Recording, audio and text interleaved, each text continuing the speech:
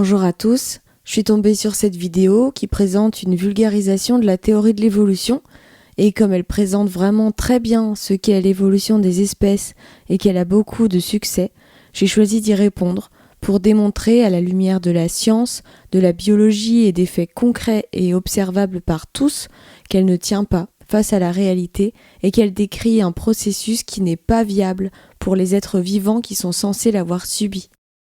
Alors les espèces présentées sont pour la plupart des espèces fictives et les scénarios évolutifs sont fictifs aussi, mais la vidéo explique le procédé théorique de l'évolution tel que ça se serait passé. Je vais donc analyser avec vous la crédibilité des scénarios évolutifs de la théorie pour voir s'ils seraient envisageables dans le monde réel. Et j'en profiterai pour rappeler ce qu'enseigne la vraie science sur le monde vivant. La science qui s'appuie sur l'observable, l'expérience et les faits concrets. Dans cette vidéo à laquelle je vais répondre, l'auteur mélange la fiction et la réalité.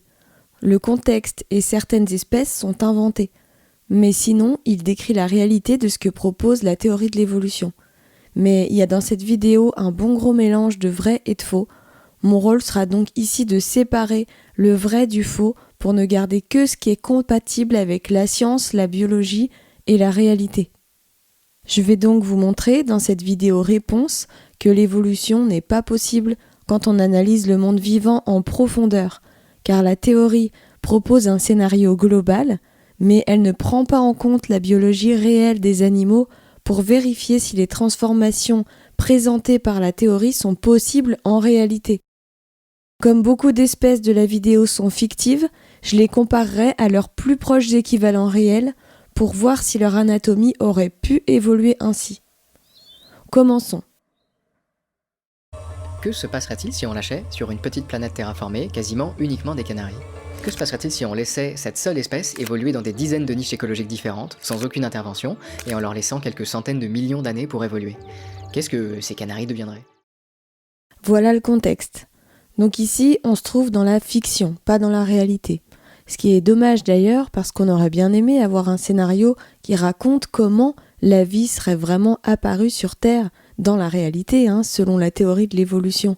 Parce que c'est quand même un des plus gros, voire le plus gros point faible de l'histoire, à savoir passer de la matière inerte à la vie.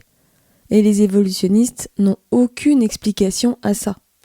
Ils disent que la vie serait apparue dans une soupe primitive ou à partir de l'argile.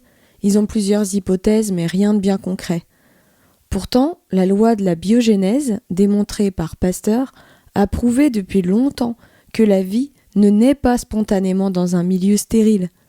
Faisons une petite parenthèse là-dessus parce que c'est important. Avant Pasteur, le consensus scientifique croyait à la génération spontanée.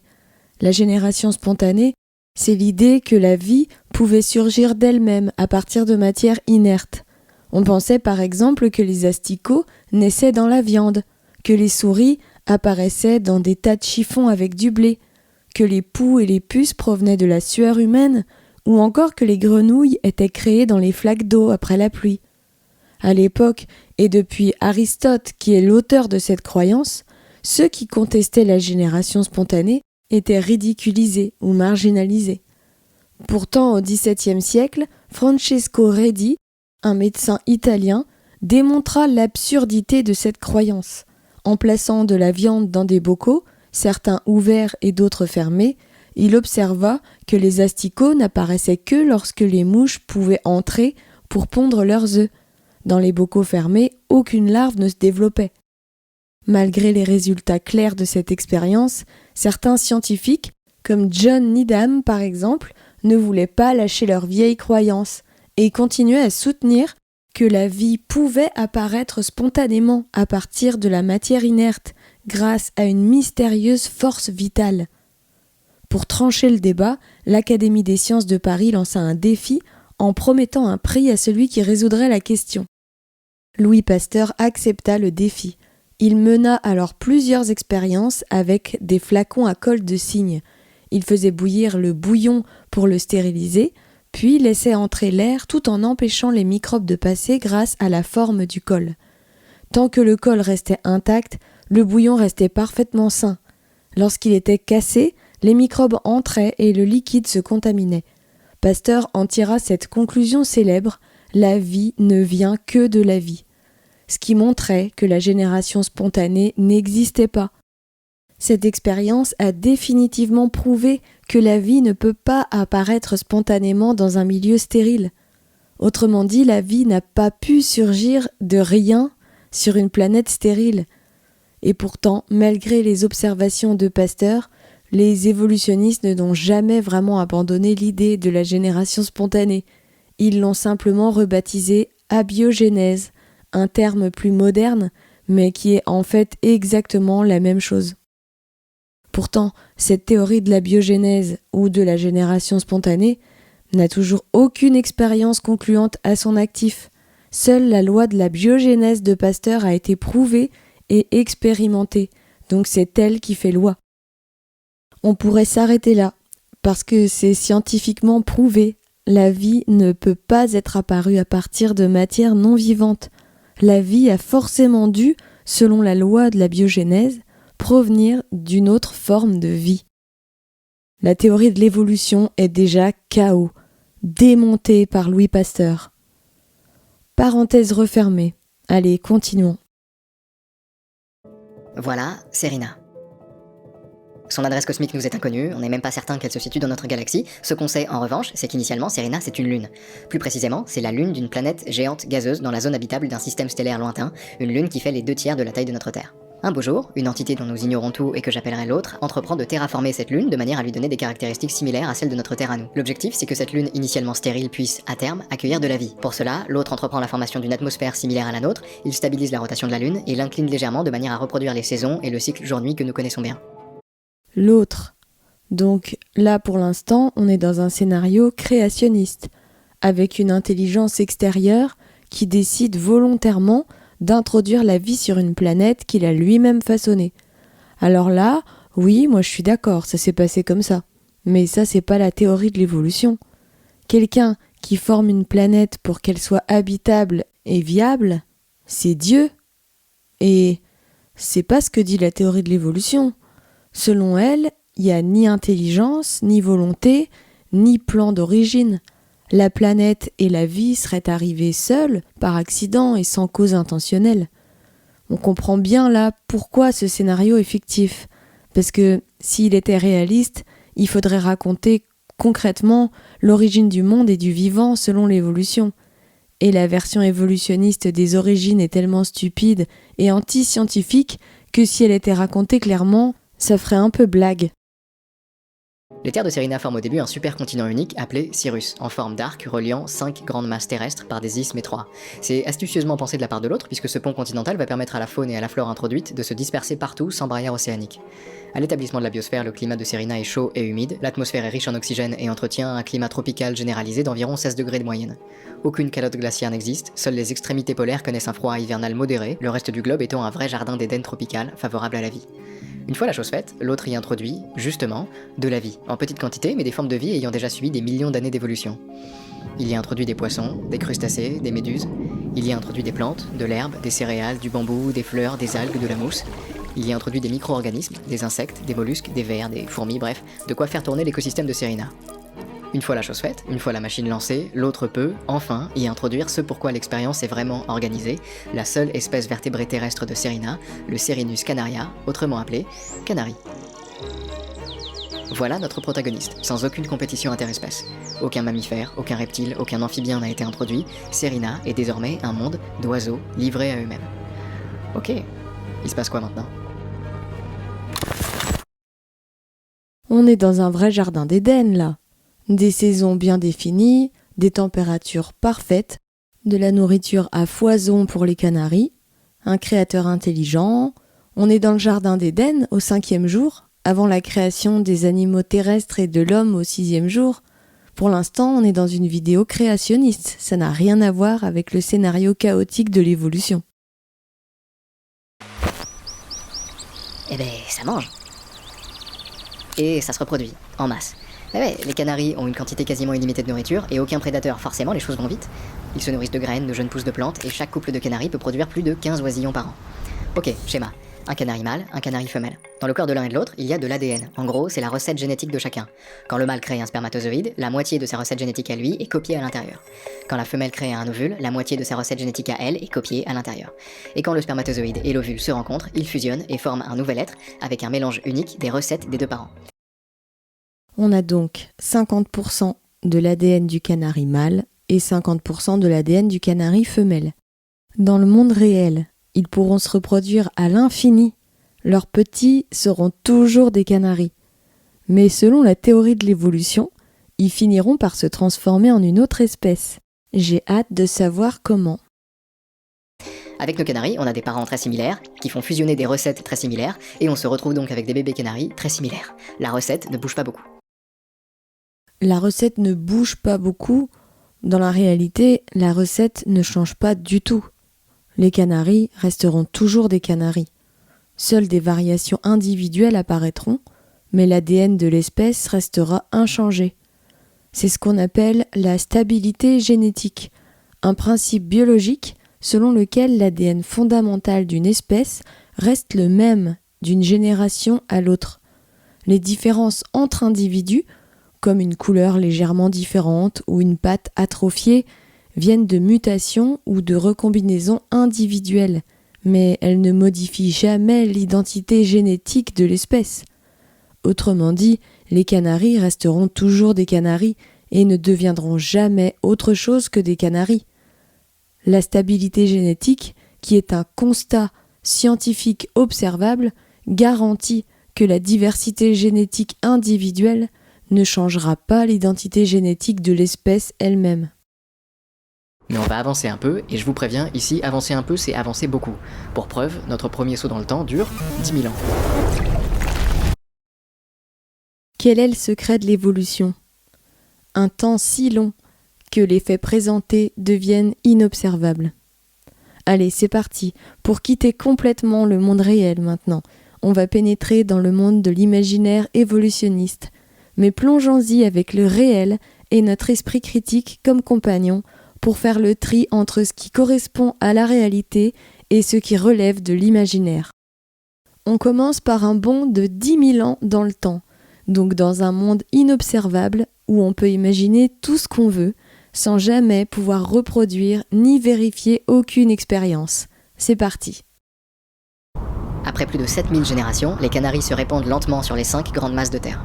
Et malgré le peu de temps passé, on peut déjà voir apparaître des différences notables entre certains canaris. Non, on ne peut pas voir des différences notables. Les évolutionnistes les imaginent. Jamais aucune évolution de la nature d'une espèce n'a été observée. Ce sont les évolutionnistes qui les imaginent de toutes pièces. Sur les plaines d'Antisca, on trouve de grands canaris aux plumes grises et blanches, solitaires, assez grands pour briser l'enveloppe de graines de tournesol de la taille d'amande. On trouve de petits canaris rouges qui se rassemblent en groupe pour picorer de jeunes pousses. Ces grandes différences sont donc des changements de couleur et de taille. Alors, des changements de couleur, c'est possible, mais les mutations de couleur ne se maintiennent durablement que sous contrôle humain en captivité.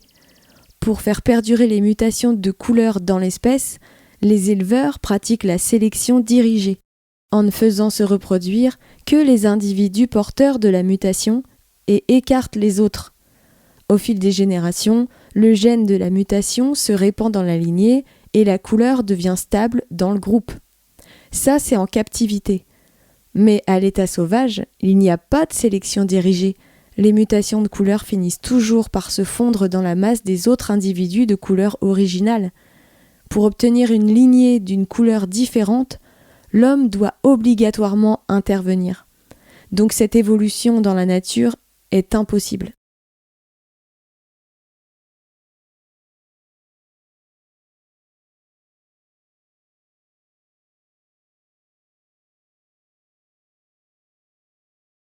Ces canaris seraient également plus grands que les canaris introduits.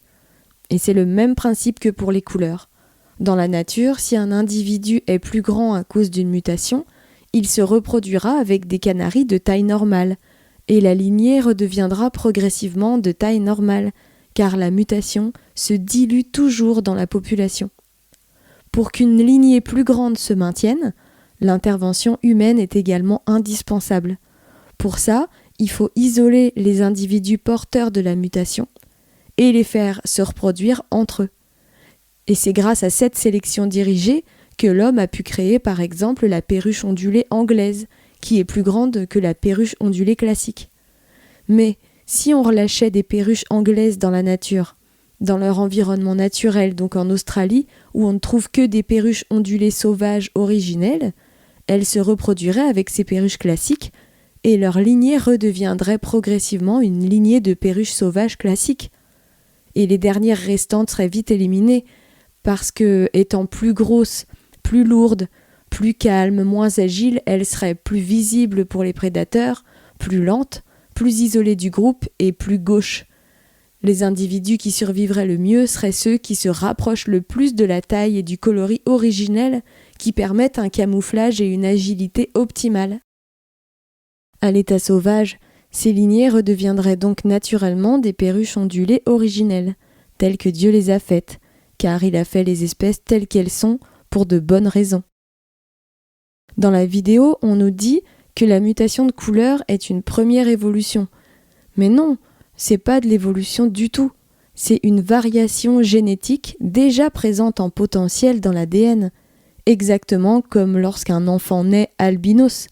Il y a une modification sur la palette de couleurs déjà définie par l'ADN de l'espèce. L'ADN permet seulement les mutations qui modifient ce qui est déjà présent dans l'espèce.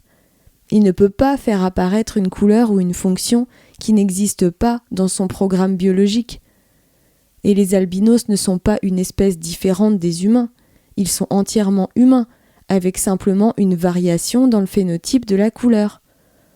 Prenons un exemple. Une imprimante en noir et blanc pourra produire différentes variations. Trop de noir, du gris, pas assez d'encre, des traces, des taches, voire une page totalement blanche si elle tombe en panne. Mais elle ne pourra jamais imprimer en bleu ou en vert, tout simplement parce qu'elle n'a pas les cartouches permettant ces couleurs. Avec l'ADN, c'est pareil. Chaque espèce possède un programme génétique limité, avec certaines capacités bien définies, comme la production de pigments précis.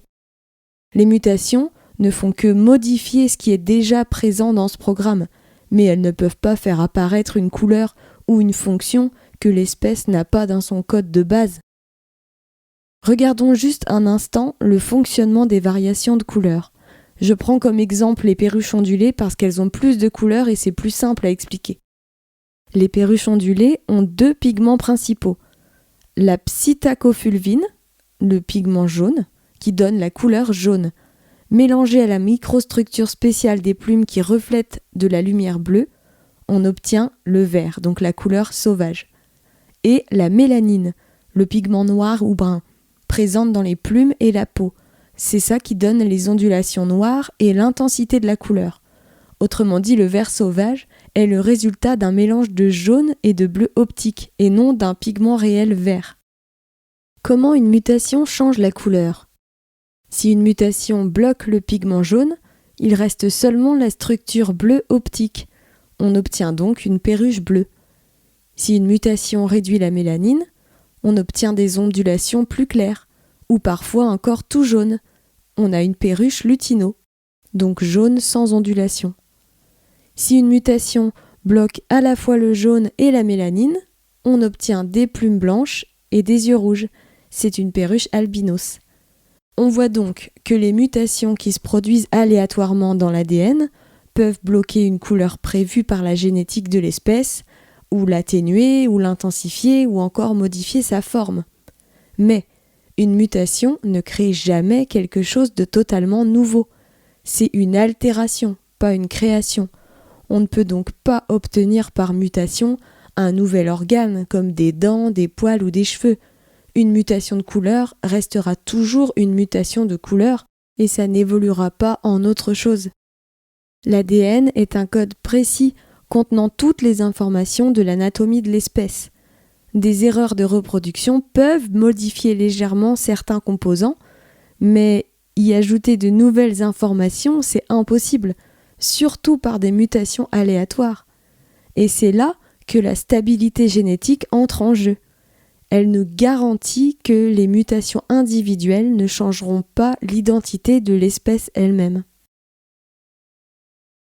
Dans un monde sans arbres et sans buissons comme l'est Serena après 10 000 ans, la plupart des canaris construisent leur nid à même le sol, comme cette femelle qui rentre à la maison après des heures de recherche de nourriture. Là, on nous dit qu'il n'y a pas d'arbres ni de buissons. Pourtant, la planète a été décrite au début comme un véritable Éden pour les oiseaux. Et on nous dit maintenant qu'en fait, il n'y a ni arbres ni buissons. Mais alors, c'est pas du tout un Éden, c'est plutôt un lieu hostile pour les oiseaux. Et Serena est plutôt un désert aride, parce que sans ombre, le climat serait aride, sec et instable, inhospitalier pour la vie. Et pourquoi a-t-il choisi de faire un monde sans arbres ? C'est cruel. Ce Dieu est un tortionnaire. Le mien est bon, il a donné des arbres aux oiseaux. Bon, admettons. Mettons cette évolution à l'épreuve de la réalité. Les canaris feraient donc des nids à même le sol, donc exposés à l'humidité et à la chaleur directe, sans ombre, puisqu'il n'y a pas d'arbres. Exposés aussi aux prédateurs, puisque dans son scénario, l'autre a introduit des insectes et des micro-organismes, donc des bactéries, des fourmis, des puces, des acariens, des poux rouges et des parasites en tout genre. Leur nid serait également construit n'importe comment, puisque les canaris n'ont pas l'instinct de nidification au sol, ce qui fait que les œufs et les oisillons seraient en fait dans une situation plus dangereuse encore que dans des conditions normales. Cette scène est donc totalement irréaliste. D'ailleurs, la vision évolutionniste parle souvent des instincts des animaux comme de simples produits façonnés par l'évolution, modifiables à volonté, comme si on pouvait les réécrire selon les besoins du scénario. Or, l'instinct n'est pas un comportement inventé ou appris, c'est un comportement inné, inscrit dans le patrimoine génétique de l'animal et appliqué sans apprentissage au préalable. Il ne se transforme pas en autre chose au fil du temps. Un oiseau qui a l'instinct de migrer ou de construire son nid dans les arbres gardera toujours cet instinct, parce qu'il fait partie de son identité biologique profonde. Ces comportements ne s'effacent pas et ne se remplacent pas d'une génération à l'autre, ils restent stables et reconnaissables parce qu'ils ont été donnés à l'espèce dès sa conception.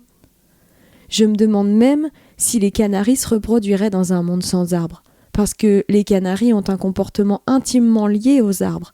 Ils chantent pour marquer le territoire et pour les parades nuptiales dans les branches. Ils recherchent leur nourriture dans les arbres, établissent leurs liens sociaux dans les arbres, se perchent et dorment dans les arbres, construisent leur nid dans les arbres, s'accouplent dans les arbres. Bref, les arbres sont le centre de leur vie. C'est un peu comme si on enlevait l'eau aux dauphins. Ils pourraient survivre un temps en restant humides, mais ils pourraient plus nager librement. Est-ce que vous croyez qu'ils continueraient à être épanouis et à se reproduire dans ces conditions, sans eau ? Est-ce que vous croyez qu'ils rechercheraient des solutions pour survivre et qu'ils finiraient par évoluer ? Évidemment que non. Pour les oiseaux, c'est pareil. Enlever les arbres et les buissons revient à supprimer le sens même de leur déplacement. Ils volent pour se poser dans les arbres, pas pour se déplacer au sol. Sans perchoir en hauteur, ils perdent leurs repères, leur mode de vie et leur raison d'être.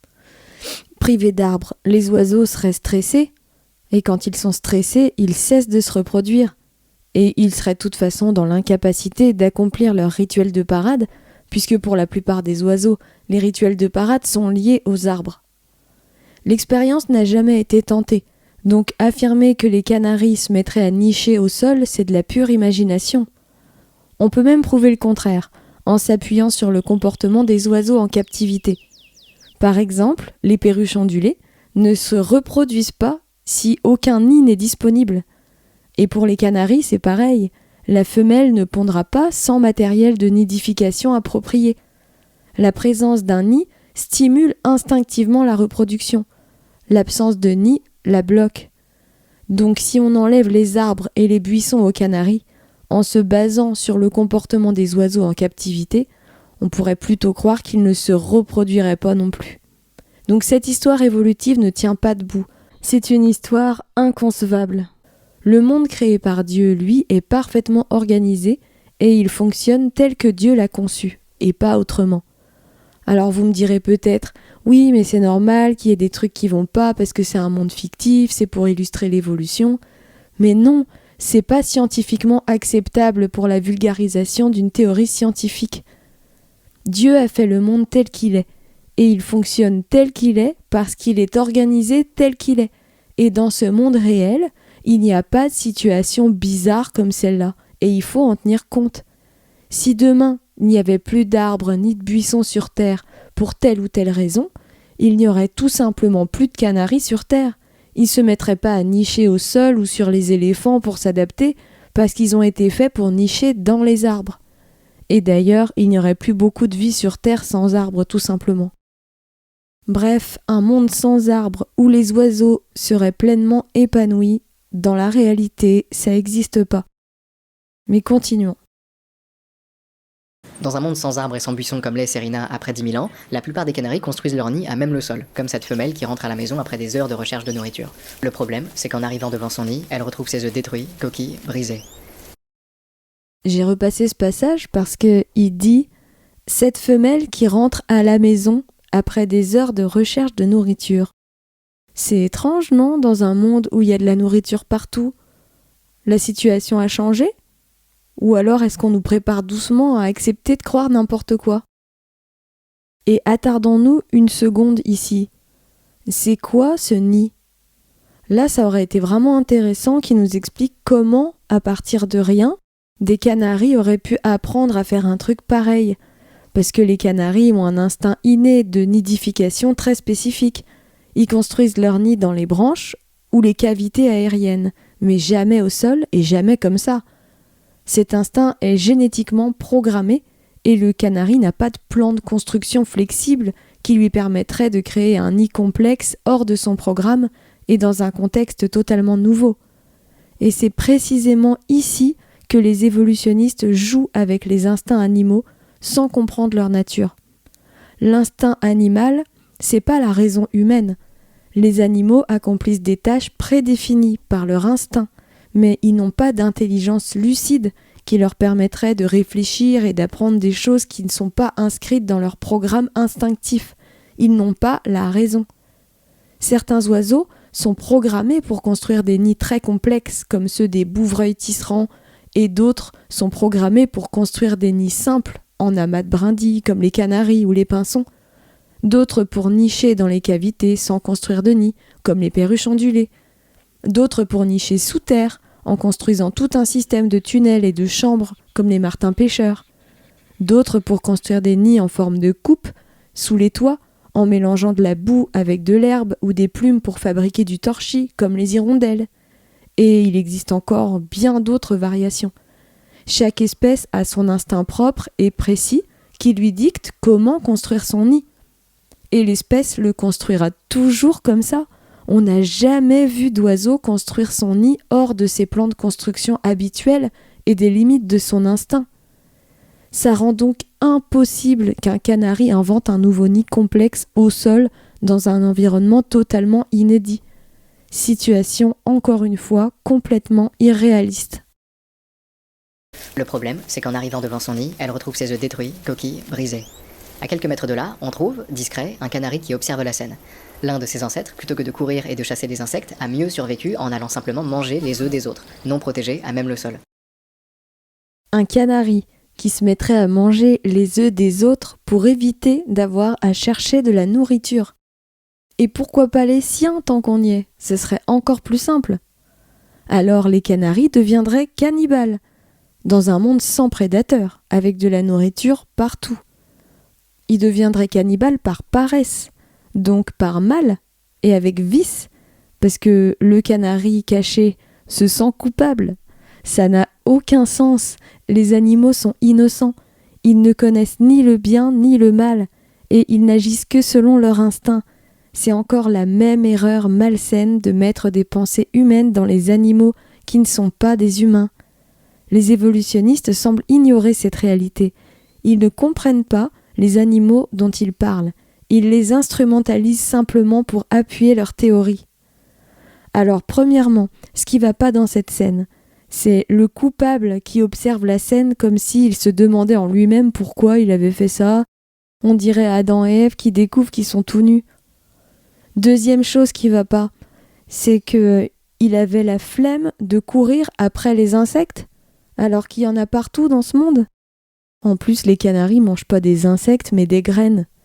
Mais bon, donc de cette paresse, il lui serait venu à l'idée d'aller manger les œufs de ses congénères.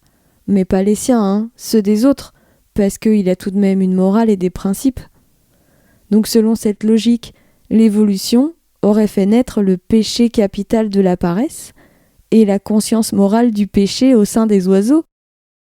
Et pourquoi pas un oiseau prêtre et un petit confessionnal ? Surtout que, dans le monde athée de l'évolution, le mal et la morale ne sont pas censés exister. Il n'y a pas de standard universel du bien et du mal dans un monde où tout découle du hasard et où tout n'est que cellules et réactions chimiques. Donc premièrement, un oiseau ne peut pas se sentir coupable parce qu'il n'a pas le mal en lui, c'est un animal. Et deuxièmement, même s'il avait la capacité de se sentir coupable, les athées évolutionnistes ne pourraient pas le reconnaître parce que le bien et le mal absolu n'existent pas dans leur vision du monde. C'est Dieu qui a défini que le vol, la convoitise et la paresse c'était mal. Mais dans un univers régi uniquement par le hasard, la survie et le matérialisme, ces comportements ne seraient pas considérés comme mauvais, au contraire, ils seraient vus comme des stratégies efficaces pour favoriser la survie du plus fort. Pour croire à l'évolution, il faut donc imaginer des histoires comme celle de canaris feignants et opportunistes qui iraient manger les œufs de leurs congénères par pure paresse. Ensuite, biologiquement, il faut imaginer que le système digestif du canari aurait pu tolérer un changement d'alimentation aussi radical, ce qui est complètement improbable. Revenons dans le monde réel. Les canaris peuvent manger des œufs dans des cas extrêmes, à cause d'un stress intense, de carences alimentaires ou de conflits territoriaux. Par exemple, un mâle ou une femelle peut détruire ou consommer ses propres œufs, mais jamais ceux des autres, si elle se sent menacée, incapable d'assurer la couvée, ou si elle présente des troubles graves du comportement, parce que les oiseaux savent qu'il y a des oisillons à l'intérieur de leurs œufs. Mais cette anomalie comportementale, de manger les œufs, c'est pas de l'évolution, c'est une réaction ponctuelle et inédite face à une situation anormale, et une réaction instinctive déjà présente en potentiel dans l'ADN. C'est comparable à la survie désespérée des humains bloqués sur l'Everest, contraints à manger les morts en attendant les secours parce qu'ils n'avaient rien à manger. C'est un comportement déviant et adapté à une situation d'urgence, mais c'est absolument pas une évolution de l'espèce. Et non, ce canari n'aurait pas mieux survécu en mangeant des œufs crus, parce que les canaris ont un système digestif adapté à une alimentation végétale sèche, des graines, des végétaux tendres, un peu de fruits. Ils ont un bec et un gésier adaptés à casser et broyer les graines, un intestin optimisé pour digérer les glucides et certaines protéines végétales. Mais les œufs crus, c'est extrêmement riche en gras, ça contient beaucoup de protéines animales, des nutriments qu'un canari digère très difficilement. Une consommation régulière d'œufs crus déréglerait complètement leur digestion. Le gésier, le jabot et les intestins des canaris ne sont pas optimisés pour traiter ce type d'aliments liquides et concentrés de façon régulière. Une consommation régulière provoquerait chez eux des troubles digestifs graves, comme de la diarrhée ou de la constipation, et chez l'oiseau, c'est très souvent mortel. Un excès de graisse et de cholestérol entraînerait aussi une surcharge du foie et des reins, qui seraient forcés de métaboliser une alimentation beaucoup trop riche.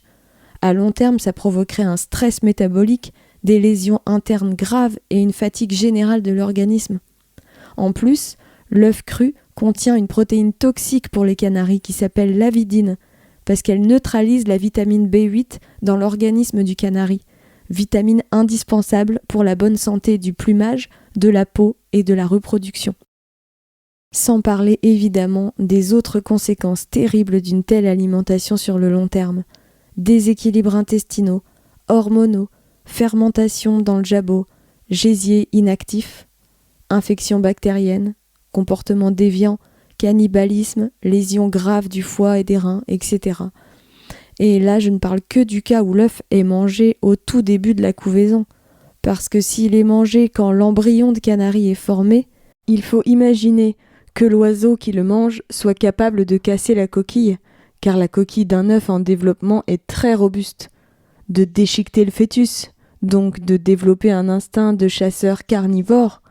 Et il faut imaginer que l'oiseau qu'il mange soit ensuite capable, avec son système de digestion granivore, de digérer un oisillon entier, avec le bec, les os, les pattes, etc., et toutes les substances très riches en graisse qui servent à nourrir le fœtus. Ensuite, l'idée que les canaris pourraient devenir avec le temps des mangeurs d'œufs, c'est biologiquement impossible. Par mimétisme comportemental, un canari peut parfois picorer des œufs s'il voit faire les autres, mais ça reste un comportement anormal et non instinctif. Dans la réalité, si les canaris disposent de graines adaptées à leur régime en quantité suffisante et s'ils sont en bonne santé générale, ils n'auront aucune raison de consommer des œufs. Leur instinct n'est pas celui d'un prédateur, ni encore moins d'un cannibale. Ce type de comportement n'existe pas dans leur répertoire naturel et ne peut pas s'inscrire dans leur gène. Il existe encore d'autres raisons pour lesquelles les canaris ne mangent pas les œufs de leurs congénères. Les canaris reconnaissent parfaitement ce qu'est un œuf et savent instinctivement qu'il s'agit d'un futur oisillon. Donc détruire ou consommer un œuf, ça va à l'encontre de leur nature profonde, parce qu'ils sont animés par l'instinct que Dieu leur a donné de préserver et de perpétuer leur espèce, comme c'est écrit dans la Genèse. Alors Dieu créa les grands animaux marins et tous les êtres vivants qui se meuvent et foisonnent dans les eaux, selon leur espèce, et tous les oiseaux ailés, selon leur espèce, et Dieu vit que cela était bon. Et il les bénit en ces termes, « Soyez féconds, multipliez-vous, remplissez les eaux des mers, et que les oiseaux aussi se multiplient sur la terre. » Les canaris iraient donc à l'encontre de leur instinct de préservation de l'espèce en se mettant à manger les œufs de leur propre espèce. Un dernier point sur les conséquences catastrophiques d'une alimentation à base d'œufs chez les canaris. Une alimentation principalement à base d'œufs réduirait drastiquement la production d'œufs des canaris qui les mangeraient, parce que leur corps ne recevrait pas l'équilibre nutritif nécessaire pour la reproduction normale et cela affecterait la croissance des oisillons survivants si les parents n'ingéraient plus assez de graines et de fruits pour les nourrir correctement. Les œufs contiennent des protéines et des lipides, mais ils manquent de fibres, de glucides et de certaines vitamines et minéraux essentiels pour les canaris, qui développeraient donc des carences en fibres, donc des troubles de la digestion et une mauvaise santé intestinale. Et un manque de vitamines spécifiques des graines et des fruits comme la vitamine A et certains antioxydants engendrerait une baisse générale de l'immunité, comme si nous nous mettions à manger régulièrement des fœtus humains comme nourriture principale, au détriment de la nourriture équilibrée qu'il nous faut. Ce serait une catastrophe pour notre organisme et pour notre comportement social. Parce que oui, le cannibalisme, c'est un comportement anormal, peut-être pas dans la vision athée de l'évolutionnisme, mais en réalité c'est un comportement déviant et mauvais. Pour les canaris et pour toute autre espèce d'ailleurs, manger la progéniture d'autres congénères entraînerait de l'agressivité et du stress social, parce que c'est pas un comportement collectif ou instinctif normal. Ça sort du cadre instinctif naturel et de la norme sociale du groupe. Mais allons encore plus loin en imaginant le scénario cannibaliste, et après on passe au point suivant. Les parents défendent leurs œufs par instinct. Donc, attaquer les œufs déclencherait un conflit direct entre les individus. Le groupe entrerait dans une logique de compétition et de méfiance, au lieu d'une logique de coopération. L'agressivité et la méfiance s'instaureraient, car chaque individu tenterait de protéger ou de voler les œufs. Résultat, un état de stress collectif réduirait le bien-être au sein du groupe, ce qui aurait pour conséquence une diminution de la reproduction et de la production d'œufs. Il y aurait donc de moins en moins d'œufs qui arriveraient à terme. Le groupe serait de plus en plus en compétition. L'agressivité augmenterait de plus en plus d'œufs seraient détruits ou mangés, et ce cercle vicieux conduirait fatalement à l'effondrement de la reproduction et à la disparition de la cohésion sociale, donc à l'extinction de l'espèce. Alors les évolutionnistes diront que c'est fictif, que ça s'est évidemment pas passé comme ça. Eh bien, donnez-moi un scénario réel de l'évolution d'une espèce, et je vous le réfuterai de la même manière. Allez-y, donnez-moi vos scénarios en commentaire, et j'y répondrai avec plaisir. Passons au point suivant. Ça a fonctionné, les gènes se sont transmis, quelques dizaines ou centaines d'années sont passées, et voilà, on a une population de canaris spécialisés, des canaris mangeurs d'œufs. Notre auteur a l'air d'ignorer qu'il décrit ici du lamarckisme, c'est-à-dire l'idée que les caractères acquis au cours de la vie pourraient se transmettre à la descendance. Mais cette théorie, proposée par Jean-Baptiste Lamarck au début du XIXe siècle, a été réfutée dès le début du XXe siècle, notamment après les travaux de August Weismann en 1880 et la redécouverte de la génétique mendélienne dans les années 1900. Et la conclusion est claire. Les comportements ou caractéristiques acquis au cours de la vie d'un individu ne se transmettent pas à la descendance. Les instincts et les traits biologiques sont déterminés par les gènes, non par l'expérience ou l'habitude. Aucune pratique, apprentissage ou adaptation comportementale ne peut modifier l'hérédité d'une espèce. Cette idée de gènes acquis qui se transmettraient et feraient évoluer les espèces est complètement ringarde et surtout complètement fausse. Ça fait 1 siècle que c'est réglé. Mais les évolutionnistes continuent d'y croire, en ignorant complètement les faits scientifiques. Déjà, Serena perd son innocence. Alors on a ici le péché originel, version athée évolutionniste. La paresse, l'envie et la convoitise sont des vices moraux et ne concernent que l'espèce humaine. Les animaux, eux, n'ont pas de vices. Ils sont innocents par nature.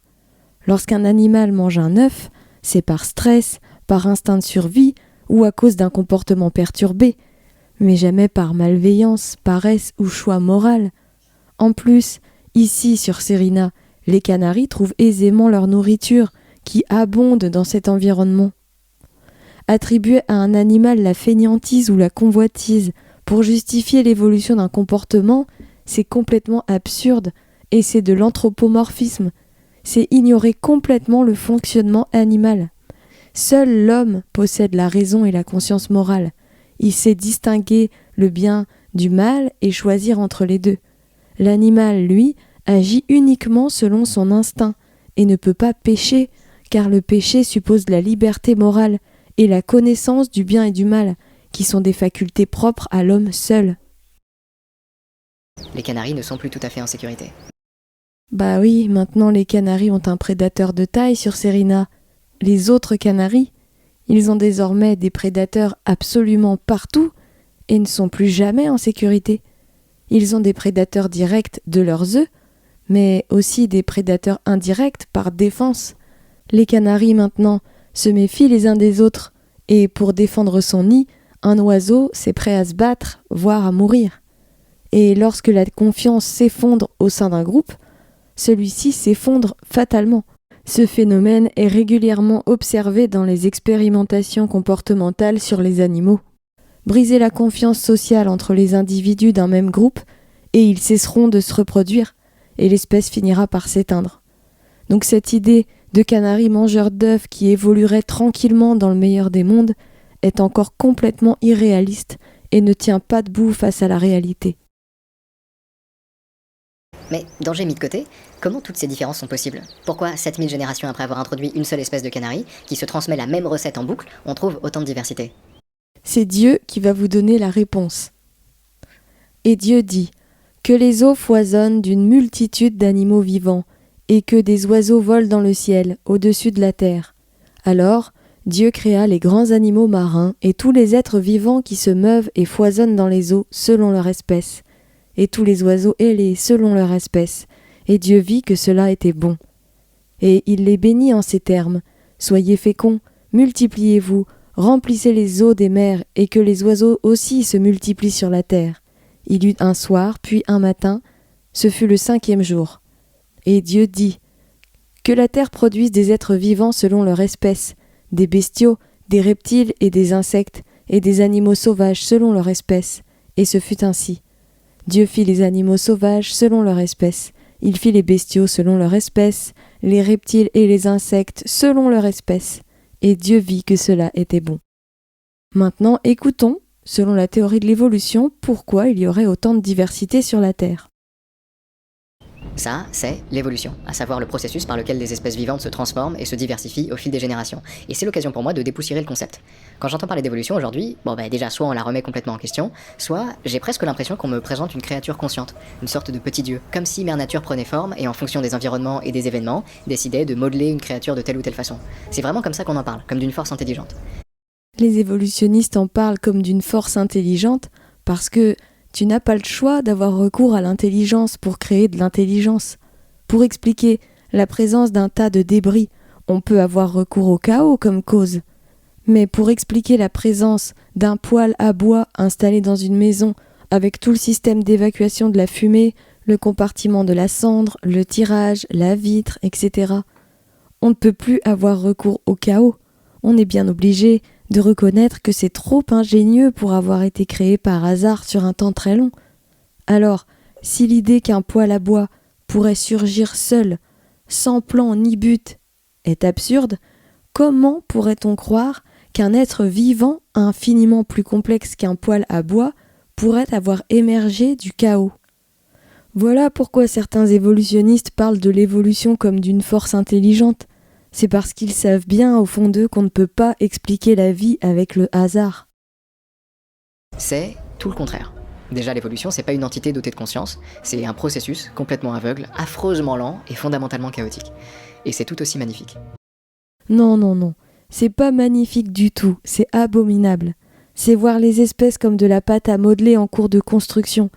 C'est croire que le hasard et le chaos règnent en maître sur la Terre et est la cause de notre existence.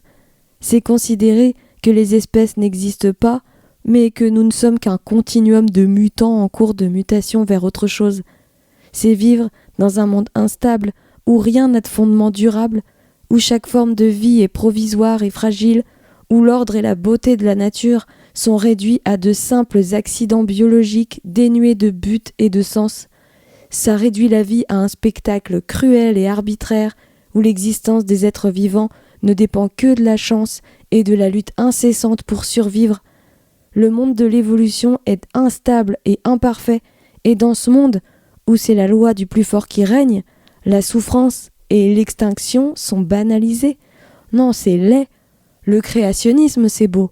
C'est un monde où les espèces sont conçues telles qu'elles sont depuis toujours, infiniment complexes et irremplaçables, stables comme le roc, parce que conçues par Dieu qui est éternel, bon, sage et sensé, et qui les a créées pour une raison précise et un but déterminé, et qui se soucie de chaque animal. Lisons. Ne vend-on pas 5 moineaux pour 2 sous? Cependant, aucun d'eux n'est oublié devant Dieu. Le créationnisme, c'est voir en chaque espèce sa main d'artiste et d'ingénieur qui a voulu que chaque animal ait sa place et sa fonction dans un écosystème parfaitement organisé. Mais c'est aussi un monde où on peut admirer le surplus de beauté que Dieu a donné à la création. Un papillon, un paon ou un loriquet n'a pas besoin d'être beau. Il pourrait être terne, ça nuirait pas à leur survie. Pourtant, Dieu a choisi de sublimer leur apparence avec des couleurs et des motifs splendides pour ravir nos yeux, car tout a été fait dans un plan bien précis pour notre émerveillement. Ça, c'est magnifique. Like cette vidéo, abonne-toi à ma chaîne et clique bien sur la cloche pour être informé des prochaines vidéos.